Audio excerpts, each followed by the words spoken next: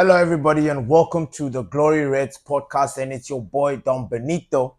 And today we are going to be talking about Ruben Amorim, Manchester United's new boss. Yo, I don't know if I was the only one, but as far as I'm concerned, every Manchester United watched the derby yesterday. The derby. Ruben Amorim. Boy, if that was an audition, if that was a taste of what we are probably going to get at Manchester United, I say give me more of that. Give me more of that. What are you talking about, Benito? What are you talking about? For those that do not know, Sporting Lisbon yesterday played against Man City.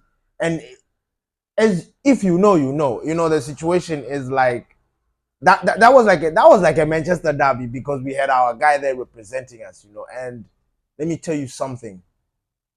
Amorim is something special. He is truly something special. I'm not gonna come in here and tweak his horn too much, because he still needs to come to Manchester United. He still needs to come and deal with the nonsense that is there. But from what we saw last night, that was an absolute masterclass from Amorim. Like, I was just blown away the way they handled City. Plus, you know what? Okay, I think it's fair to say that Man City were missing a lot of players because you know what? I don't want to be that guy. I am not going to be that guy that laughs at teams when they're going through crisis. I'm not going to be that guy that laughs at teams. Obviously, I'll have my moments of banter, but I understand what it means and I understand how it feels when you try to explain to people that, listen, our team is not working because of 1, 2, 3, 4, 5 injuries and nobody wants to listen. So with that respect, I'm going to give City that. They didn't have their full squad. They had a very young center back playing. I don't know what his name is. They had Rico Williams. Like, it wasn't KDB wasn't on it. Gundo wasn't on it. All their heavy hitters were not there. Their defenders, Stones, Diaz, all these guys, they were missing. So you could say that, I don't know, maybe you could say that Sporting Lisbon were lucky. I don't know how you are going to interpret it. But based on the football that we watched yesterday, Sporting Lisbon handed a nice beating to Man City. And it was Amorim. They scored first, and these guys came and they oh my God. Now, I was sitting there watching, praising, celebrating all the goals. And there's one thought that just kept coming to my mind. Can this manager do this with our guys? Like, is it possible? And I kept thinking to myself, I'm like, listen, the funny thing is, the whole world has seen what Amorim can do. Everybody has seen what Ruben has done right here, right now. He has beaten City convincingly, hands down. Like, there was no gimmick, there was no hidden camera, it wasn't a spoof or anything. No. They got smacked up yesterday.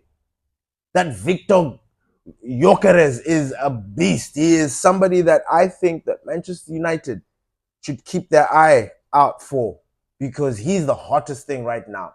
And for him to score 3, yes, 2 goals were penalties, but for him to score 3 against Man City, that's no easy feat.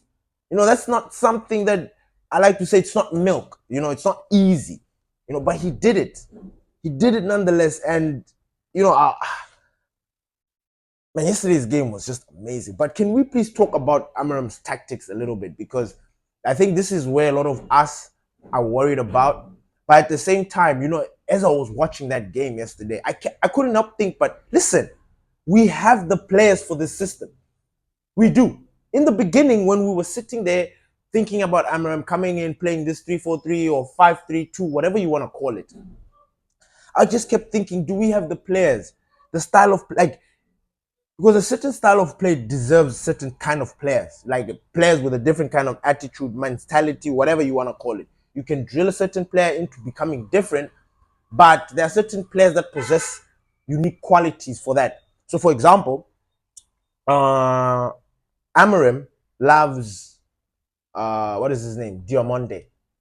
I think he's one of his defenders. The reason why is because he's a ball-playing defender. He's very comfortable on the ball. He doesn't get shaken too easily. He's very solid. He likes players that possess certain qualities. Now, I was watching that game and thinking to myself, wait a minute, you know what? Our back three already calls, like it's already there. It's there. Provided Euro comes back. But even if he doesn't, we still can do something about it. We can have Delic right there in the center. We can have the Butcher on the left hand side, and then we can have Mazraoui or Dalot, because we are now at this point where we're not sure whether Mazraoui or whatever will, not whether Mazraoui, or we can put Lindelof. Let me just say we put Lindelof so that we can have two wing backs, because Amorim uses wing backs or full backs, however you want to describe it. I say they're wingers. No, they're full backs. They're wing backs. Whatever the fuck you want to call them. You see. And those wing backs are very, very important to Amorim's team, because those guys have got a very important role, and that is running back and forth. But the back and forth of their running is different from the traditional fullback. Because the traditional fullback, he's got these guys supporting him up top there. You know, when it comes to defense, he's got some people supporting. These guys are bombing constantly. When the ball, and they play a huge part in knitting the final third for the team. So it is very important that we get very jacked up wingers. Now, who are the wingers that we're going to be using maybe there at Manchester United? I think by now already our best fullback, whatever, is Mazraoui. I don't trust Dalot. I'm sorry. I know you guys love him, but you guys have seen in my show here that I don't rate Dalot. I think Dalot is just average. He's just a normal fullback. So I would have De Ligt, Euro, Martinez, right? And then in our fullback position, then we can have Dalot or Mazraoui or Amas or Tyrell Malacia or Luke Shaw. Doesn't matter. The most important position now becomes in that double pivot, because he plays with three and then he's got these two midfielders. You can call them box to box, you can call them anchors, you can call them registas, whatever it is. But those guys knit the defense and the attack together. They have to have that same mentality of winning balls. So he has got two. And in that, we have got Kobe Menu, we've got Ugarte, we've got Casemiro, we've got Ericsson. And to a certain extent, you can put Bruno in there, because when you look at if you look at the way we are played, because if, let's say, the three is already there, then in the middle we've got our four, because we've got the wing backs and then those two midfielders. So that's a 4. 3, 4. The next three is who? Right? That the next three, honestly, for me at this point, I don't care who it is. Garnacho. In fact, I'm going to give a very scathing analysis about these guys, because I'm fed up with these boys, but that's not what we're talking about here. So I would have Garnacho or Ahmad or Bruno or Mason Mount. I'm actually happy Mason Mount is back on the training ground, because he is a player that I believe is going to be the key in Amorim's style of play. I'm telling you, when Tuchel used the 4-3-3 at Man City during that Champions League win, Mason Mount was a very good player in that system. It doesn't confuse us, because now we don't need to struggle about who's going to be on the wings. We've got 2 10s or whatever you want to call it, 2 10s, one attacking, one sitting, whatever you want to call it. But we've got 2. Or we've got 2 wingers, inverted wingers that are on the outside but are brought in the inside so that they can do the job and help distribute the ball to the striker. And then we've got our striker up top there. So I think we actually do have the players. When I look at Amas, Harry Amas is somebody that is very, he's tailored. Like he was born. When you look at Harry Amas's style of play or the way he plays, he was born for this system that's coming to Manchester United. I'm telling you. He was born for it. He was born for it. He is the type of winger. He's the one who's going to be doing the jobs that what's his name? That Arojo did yesterday. That's the guy. Him and Mazraoui bombing and weaving and dancing and bouncing and going through there. So I think we actually do have the players. My problem is, are we going to be able to implement it? My problem is, are these players going to want to be part of this journey? My question is, are these players Are they going to, when the manager comes in, it's just going to be like high fives, everybody happy, hey, hey, hey, and then like throughout the season, like these boys get tired of the system because it doesn't suit them, because they don't want to run or whatever, and then these guys decide, listen, I don't give a shit. Like, we are so concerned about these players, it is ridiculous, and which is why a lot of us, especially those one that were Ten Hag in, we understood that these are the players are actually the problem. I mean, Bruno came out and said it himself, you know, in his apology to the gaffer, you know, that they're not scoring, that these players are, they are the reasons why he got sacked, blah, blah, blah. You know, all these things. And it's just like, it's too little too late. It's too late. Now you look at Eric Ten Hag, he was given veto, apparently. He was given the power to decide or allow things to happen in Manchester United. Amorim is coming into Manchester United and he's coming to become the head coach, not the manager. He's got no veto, meaning he has got no say. Like, he's got no final say about what's happening at the club with the players. Like, gone are those days. The days where the manager goes into the board of directors and say, listen, I want this player, I want this player, I want this player, I want this player. Gone are those days. Those days do not exist anymore. Amorim is walking into Manchester United and these guys are going to tell him how things are. Now, my biggest concern, something that I've been thinking about throughout this whole time since we appointed Amorim and blah, blah, blah. And I went back to Ineos because, you know, we need to go back and think about our bosses. These guys are the ones that are controlling the club. And I remember Ineos with their, what you want to call them? Like the you know, the things that Ineos, their policies. Yeah, let me say their policies, Ineos policies. And I believe in the beginning, now correct me if I'm wrong, please leave a comment if you believe what I'm saying is bullshit, and please correct me, because I don't mind to be corrected. But is it, am I tripping in thinking that Ineos said that they are going to create the structure of the club? So what I like, so it was part of those the list. Remember the list where they were like, they're not gonna get players over 25. You need to be blah blah blah. And then they were talking about in that same list, they were talking about they are the ones who dictate the style of play. They are the ones who are coming up with the formation, blah blah blah, so that so that we can have a united way. And let's say our manager whoever manages on in charge, if he comes there, if he fails, he's just going to be sacked. However, the system is there. Brighton have got it. I believe Man City have got it. It's just they've got a genius in Pep who keeps changing things according to how he feels. You know, he's a different kind. But I think the best example to give is Brighton. Brighton is a team that has shown the football world how to be run. Like, it is a very well-run team. You know, you think about how they started because they were with Graham Potter. You know, they had a system in place. That guy came in there, he was doing very well. Chelsea came and snatched the guy from Brighton because he was doing well. They liked the style of play. They liked what they were seeing. He goes to Chelsea, he failed.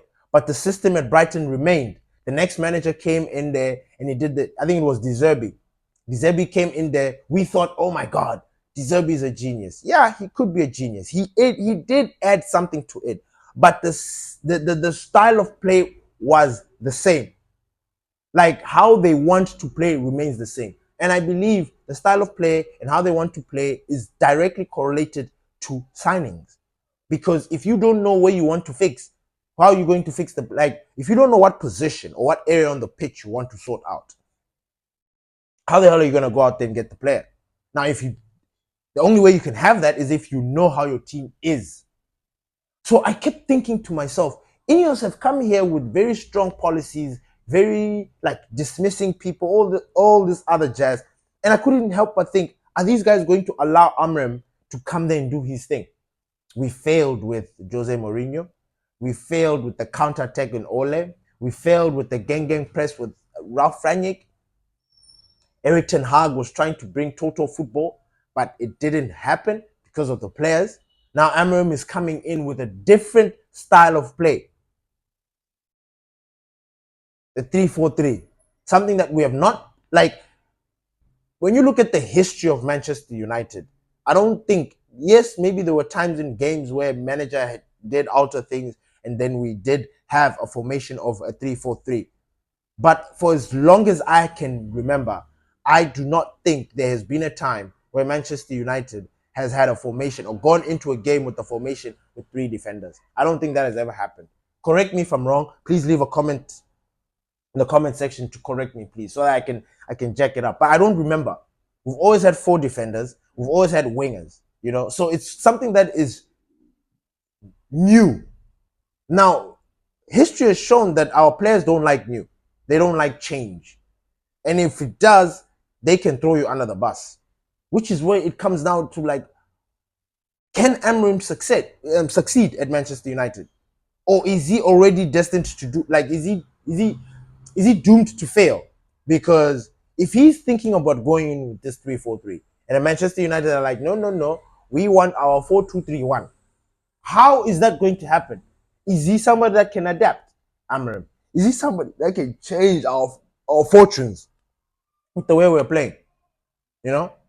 I believe that he has the talent. I believe like he has the skills, the managerial skills. My only concern is these players. What is his approach? Is he going to give everybody a chance? Is he the kind of manager that's going to look at the past? Because I believe it is very important that Ruben looks at the past. These players have got a very dodgy past, a very dodgy, shaky past when it comes to managers. And I believe Amorim needs to look at that and pay attention. I believe Amorim, even if he's going to give these guys a fresh start, he needs to have an idea of who has been there, who has been a problematic player, who has been inconsistent, who has been consistent.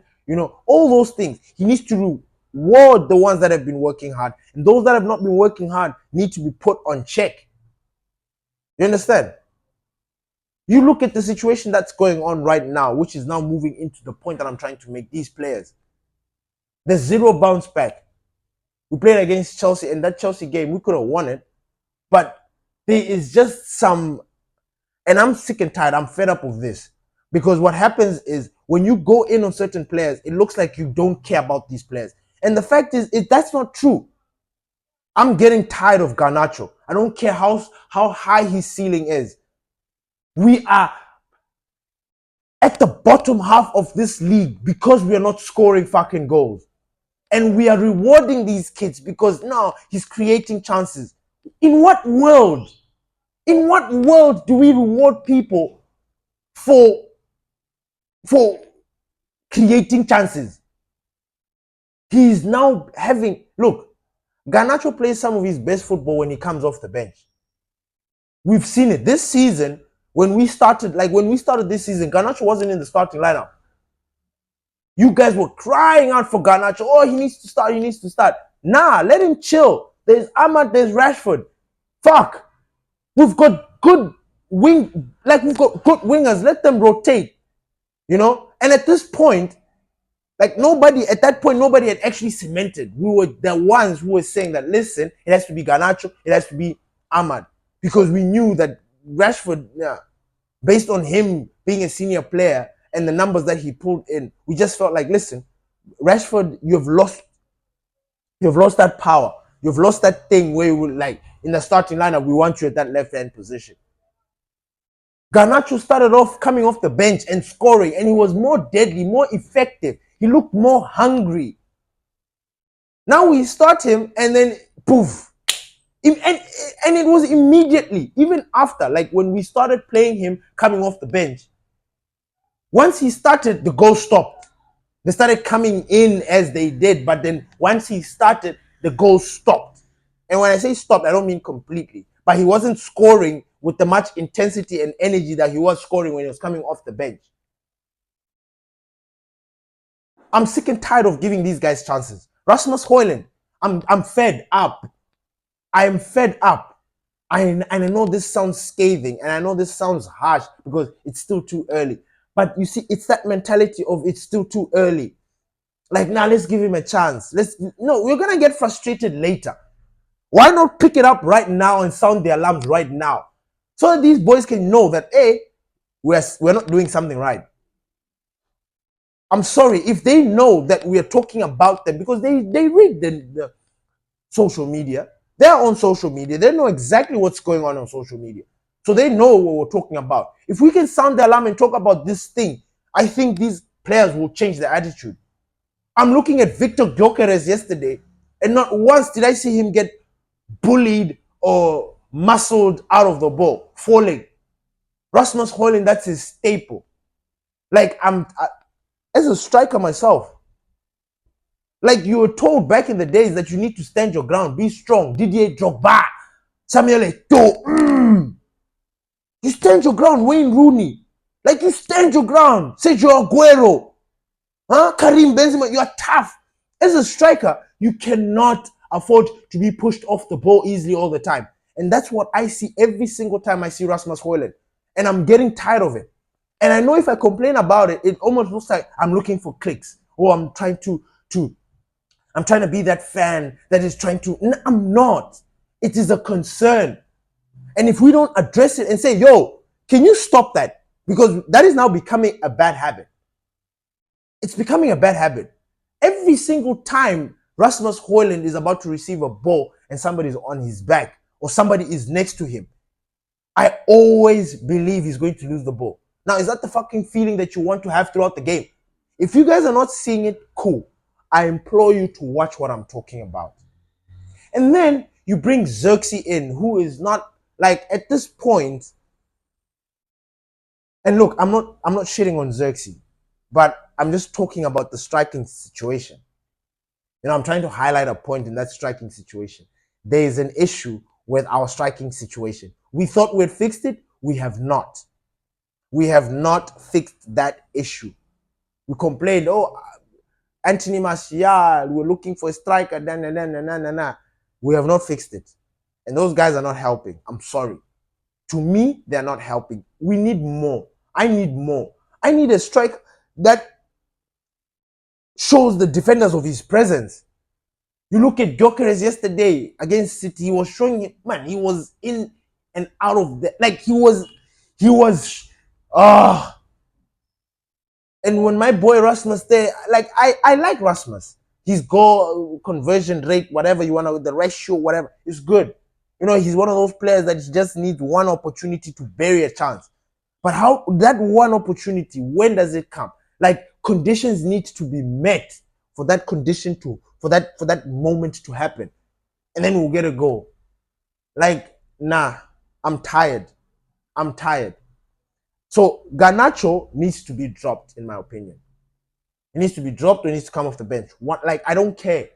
Because we can't keep rewarding him with these chances. The mistakes. He gets in front of the goalpost and then there's that childishness. And we don't need that. And if you complain about it, it's like, nah, we're being haters. We're trying to go in on these kids. Nah, bro, there's no time.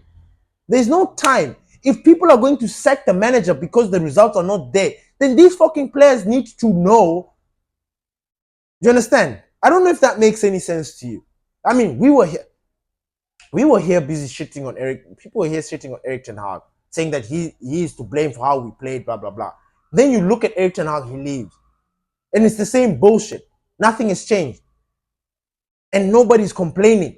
On top of that, like, what the fuck have we become?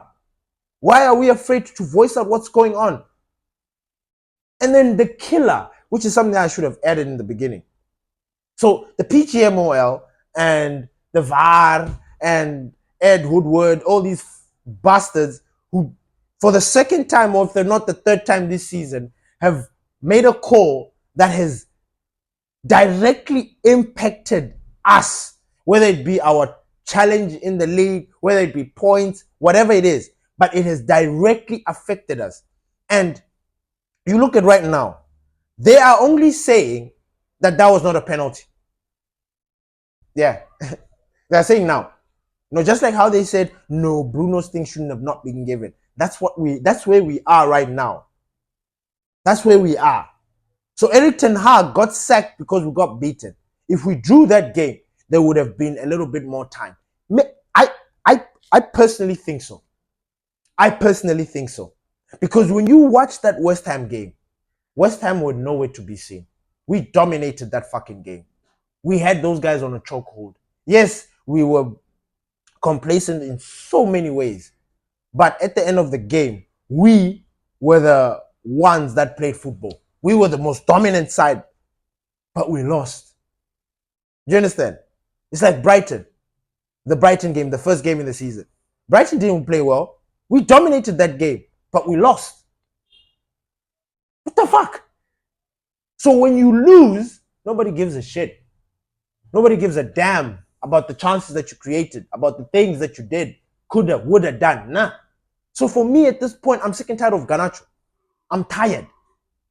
He needs to be benched, and he needs to know that, look, I'm not hating on his game. And I'm not saying by all means that he needs to be benched in perpetuity. Nah. I'm not saying that he needs to be benched forever. No. I'm just saying he needs to get it in his head that, look, like, you know, I know players, or I know, like, even when I was playing in high school, whatever, some guys, when they come off the bench, they're much more dangerous because they want to prove a point.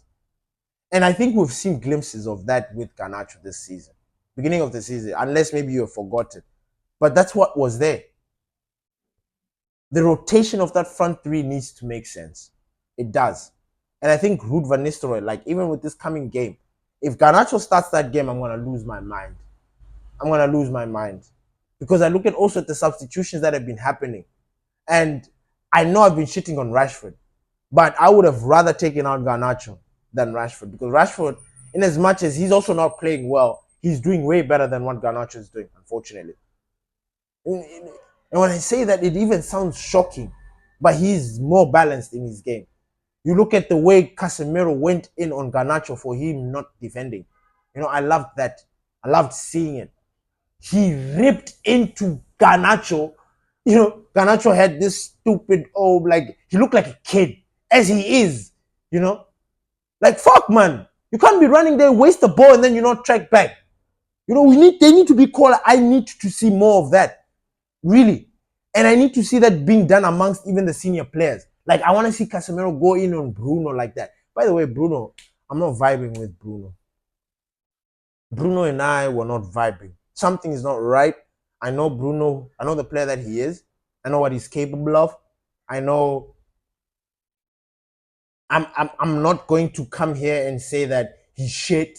Because, I mean, he is playing shit. But I'm not gonna, by all means, gonna say he's shit, like he's a whack player. No, because that is a lie. Bruno is an amazing player. He's our magnifico. But right now, I mean, I think for the past 9 months, 10 months, 8, 9, 10 months, he's been shit. He has been bad. So bad that I don't mind him benching sometimes. Like, so bad that I would like to see him and Eriksen swap it out. So bad that I can't wait for Amorim to come so that we can fix this Bruno situation. Because a Bruno that doesn't play is a disaster for everybody. And a Bruno that's not on the pitch, for some reason, we just seem to make things work. So we need to fix that. And that's not, like, I'm not happy with that. I'm not vibing with him. I don't like his attitude. I don't like how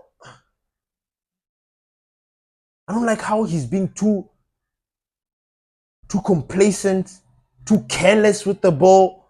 You know, it makes me sick. You know, like, I'm watching that game, like, I'm even seeing that I'm having that visual image in my mind. That last ball when he chested the ball and then roofs the thing, and I'm like, but Bruno, if there's anybody who has got technique and quality on the ball on lock, it's you.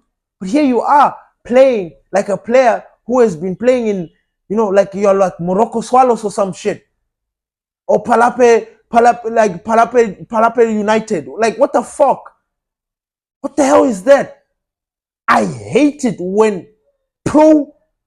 professional footballers look like schoolboy players. I hate it. It drives me crazy. It does. It's like, so what are you doing there? It means that you're out of your depth. Get depth. Get the fuck out of there. Let somebody else come in there and do the business. So I'm not happy. I Our defense is trying, but our attack, fucking hell. I am done. Like when I say I'm done, I don't mean like I quit. No, I'm just fed up. We need another rejuvenation, whatever you want to call it. Like something needs to happen. Amorim, yo, I'm so like, can Amorim be the beginning of Manchester United giving chances to managers? Can we give Amorim at least 4 seasons? Can we? And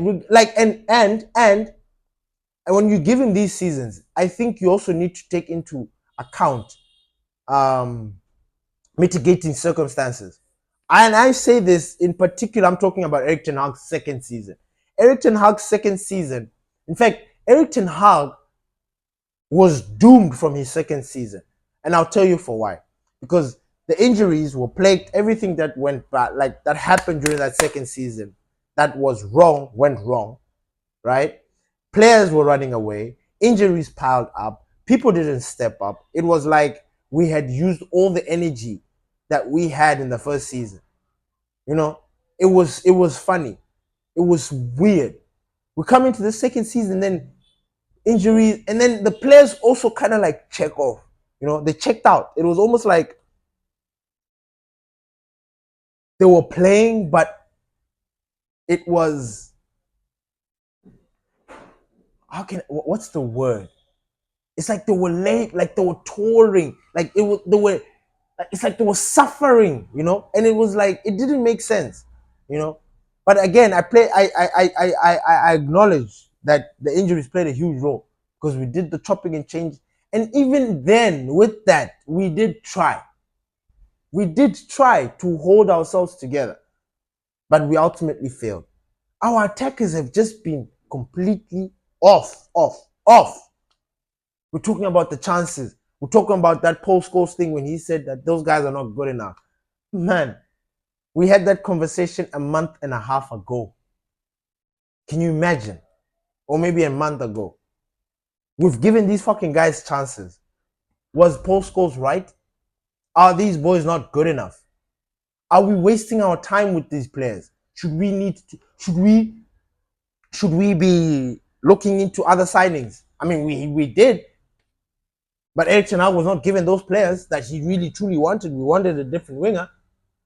But I'm not going to dwell so much in that. But again, Amorim, to close today's show, I want to talk a little bit about Amorim. This guy is very charismatic. I like him. And it's funny that I was able, like, normally, because after Ten Hag, if we didn't go for Amorim, if we went for something else, I think my attitude towards this would have been different, by the way. If we went in for Graham Potter or Gareth Southgate or all these managers from, there are these managers that we've been linked with, managers that don't inspire confidence when you look at them, and even based on their track records and stuff. So in my mind, I couldn't help but think, this guy, very charismatic, very handsome guy, very personable. I like watching his interviews. When you look at the way he articulates himself, he explains himself very well. I actually like when he explains himself in Portuguese. When he's talking about, when he articulates himself in Portuguese, because you get that raw emotion. I don't know how it's going to be translated into English, but I think he's somebody that's very personable. He's somebody that when you look at him, you're just going to be like, you're going to melt. You're going to listen to you're going to cling on to everything that he says. I don't think we're going to get that language barrier. I remember, this is funny, and I'm funny that I'm bringing it up because D is going to laugh. Pastor D is going to laugh about this. I remember this one time last year. I don't know if D is going to remember this as well, but D, tell me if you do remember this, my guy. Remember when I was talking to, I don't know what that conversation was about, but I remember we were talking about the language barrier between Erik Ten Hag, the way he speaks. I don't know if you remember that. Please, if you're watching this, when you see it, say, just, I remember we talked about it, and I'm like, I remember at the time mentioning that, there's something about the way this guy communicates gets taken out of context. And I remember at that time thinking Erik ten Hag is going to suffer with the media when it comes to the way he communicates. Things are going to be taken out of context and blown out of proportion with the way he talks because he struggles. English is not his first language, but he tried, you know. So I couldn't help but think, with Amorim, it's going to be a different situation because he's clear. He speaks very good English. My only concern is seeing him get the best out of these players. Like I'm worried. I'm worried for Amorim. Not like the players. The players have lost me. The players, for me, for them to gain my. When I say the players, I mean the attackers, the front. Because I need to give credit where credit's due. From the defense, the midfield going to the defense. The defense itself has been holding it down for us this season. We've not conceded a lot of goals. People don't remember that, or people are not paying attention to that. But I think the amount of goals that we've conceded is the same as maybe City and Arsenal. And you're like, what? Yes, we're not conceding a lot of goals. We're just not scoring fucking goals. We are supposed to be on the double digits right now in goal difference, but we're not. So that's where I'm at. I'm not happy with the boys. I'm not vibing with them at all. Bruno is like the biggest one. Who else? Garnacho. My God, I'm not vibing with him at all. Rasmus. I'm not. And it's not because I hate these players. It's because I know they can do better, and I think they need to do better. And yeah, that's pretty much it. Thank you, everybody, for listening to the Glory Reds podcast. It's your boy, Don Benito. And peace.